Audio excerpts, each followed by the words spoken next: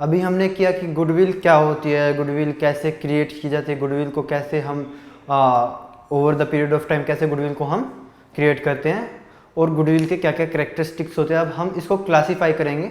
Goodwill can be classified as two types. First is purchase goodwill,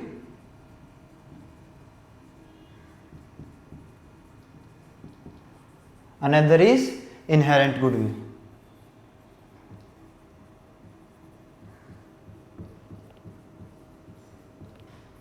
inherent goodwill और self generated goodwill. Purchase goodwill क्या होती है? Purchase goodwill जब भी हम कोई बिजनेस खरीदते हैं उस टाइम पे जो हम गुडविल का अमाउंट पे करते हैं, गुडविल को भी साथ में हम परचेज करते हैं। कोई भी अगर बिजनेस खरीदते हैं तो क्या होता है कि जो गुडविल हमने खरीदी उसको हम परचेज गुडविल बोलते हैं। और इनहेरेंट गुडविल, अगर हमने कोई बिजनेस सेल नहीं किया, हमारा जो कंटिन्यू है बिजनेस वो चल रहा है और प्रॉफिट्स जो है वो नॉर्मल प्रॉफिट से ज़्यादा दे रहा है, उस केस में हमने कोई गुडविल के लिए अमाउंट पे नहीं किया तो वो हमारी इनहेरेंट गुडविल और सेल्फ जनरेटेड गुडविल कहलाती है। ठीक है, तो इनके क्या क्या कैरेक्टरिस्टिक्स होते हैं? परचेज गुडविल फर्स्ट कैरेक्टर होता है rises on purchase of business, यानी कि जब भी हम बिजनेस को परचेज करते हैं तब जो वैल्यू हम पे करते हैं गुडविल के लिए वो हमारी परचेज गुडविल अलग है। इसके लिए इनहेरेंट गुडविल क्या होती है? The goodwill that is created over a period of time, internally generated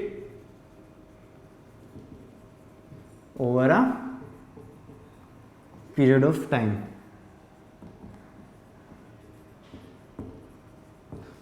जो भी हमारा बिजनेस कंटिन्यू करा पिछले कुछ सालों से, जो हमने स्टेप्स लिए जिनकी वजह से हमारी गुडविल इंप्रूव हुई, वो जो गुडविल होती है वो हमारी इनहेरेंट गुडविल होती है। उसके लिए हमने कोई एडिशनल किसी को पैसा नहीं दिया, किसी से परचेज नहीं की। बिजनेस के हमने बिजनेस अपना एस्टेब्लिश किया तब हमने गुडविल को भी क्रिएट करना स्टार्ट कर लिया। Purchase goodwill is recorded in the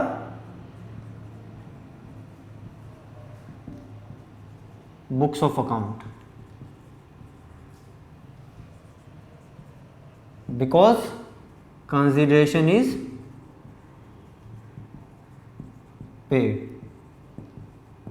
consideration क्या होता है? कंसिडरेशन कोई भी अमाउंट ऑफ मनी जो हम पे करते हैं किसी चीज़ को परचेज करने के लिए, वो हम परचेज गुडविल में पे करते हैं। उसकी वजह से जो हमें इसको रिकॉर्ड करना पड़ता है in the account of books, यानी कि उसके लिए हमें एक सेपरेट अकाउंट क्रिएट करना पड़ता है, गुडविल अकाउंट, जो कि एसेट साइड लाइक करता है।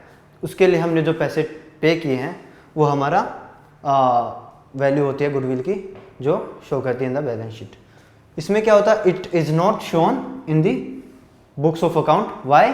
Because according to the accounting standards 26 of intangible assets are not recorded if the consideration is not paid for them. Okay, यानी कि accounting as per the accounting standards 26 intangible assets consideration is not paid.